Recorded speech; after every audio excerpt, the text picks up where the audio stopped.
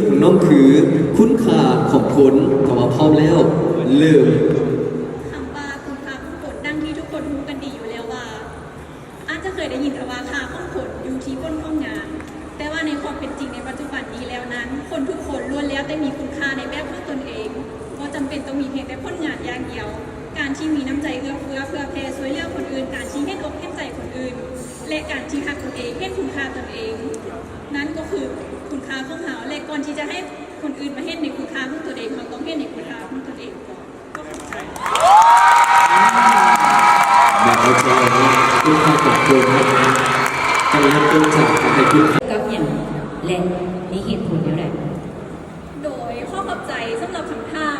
ถ้าให้น้องเปรียบเทียบความงามของตนเองน้องจะเปรียบเทียบคือกับดอกบัวดังที่ทุกคนรู้กันดีอยู่แล้วว่าดอกบัวก็จะคนตกในพื้นน้ำแต่ที่มีอุปสรรคในการเจริญเติบโตแต่ก็อย่างที่จะสร้างมาเบ่งบานและงดงามสง่าถึงหน้าน้ำใดและเปรียบเมือนเช่นเดียวกันกับดอกในตอนนี้ที่มีเป้าหมายอย่างสูงสุดคือการเป็นนางเศร้าลาวและจะผ่านทางอุปสรรคไปให้ได้ And finally I would like to thank you guys so much for the support. However, I will say this year is not going to happen if you don't have all the sponsors and the outstanding organizations that have contributed to success in Laos. 最后，作为十九号，我非常感谢大家喜欢我。如果我是第一名，今后我一定会更加努力。谢谢。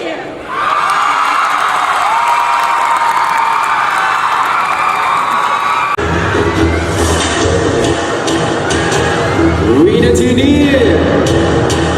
เราจะมาประกาศรางวัลนางสาวลาวประจำปี 2022 ได้แก่หมายเลข ML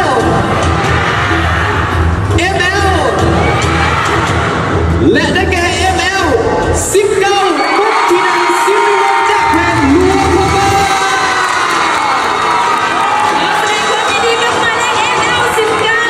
Congratulations to ML19 from Luang Prabhat และนี่ก็คือวินาทีแห่งความประทับใจ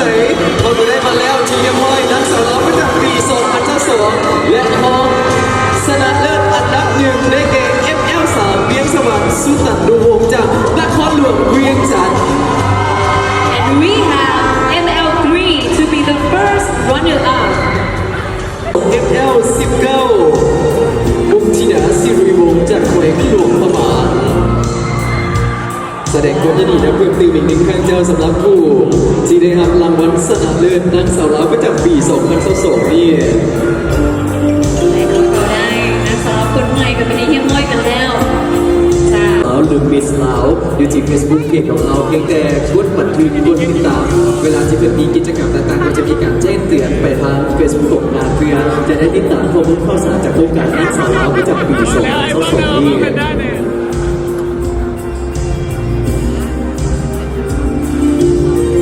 จ้า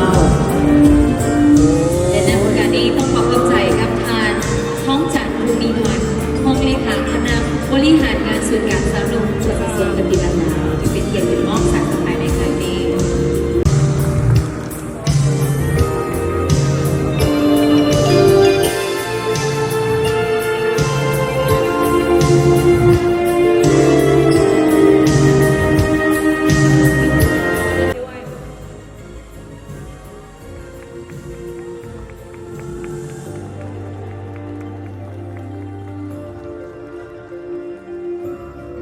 And this is her first ball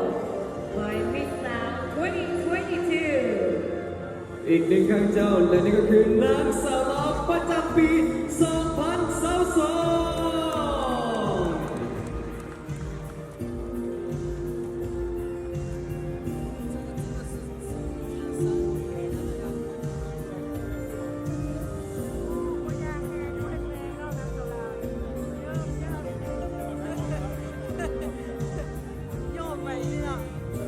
ซึ่งในปัจจุบันนี้ทางนางสาวลาว2022คงได้มองทั้งสี่คนจะก้าวเข้าสู่การนั่งอยู่ในตั้งประจำตำแหน่งในปัจจุบันนี้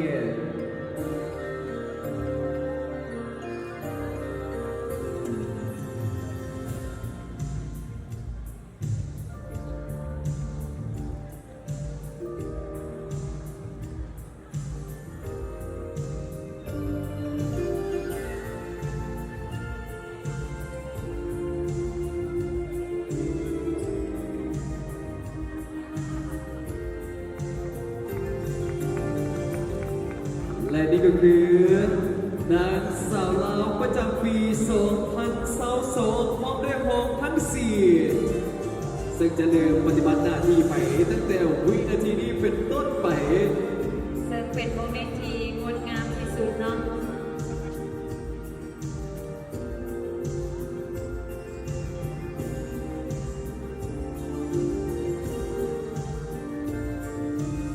เรานับต่อไปอีกหนึ่งครั้งเจ้าจะก้าวมาสู่การถ่ายภาพรวม ซึ่งก็จะมีสำหรับภาพ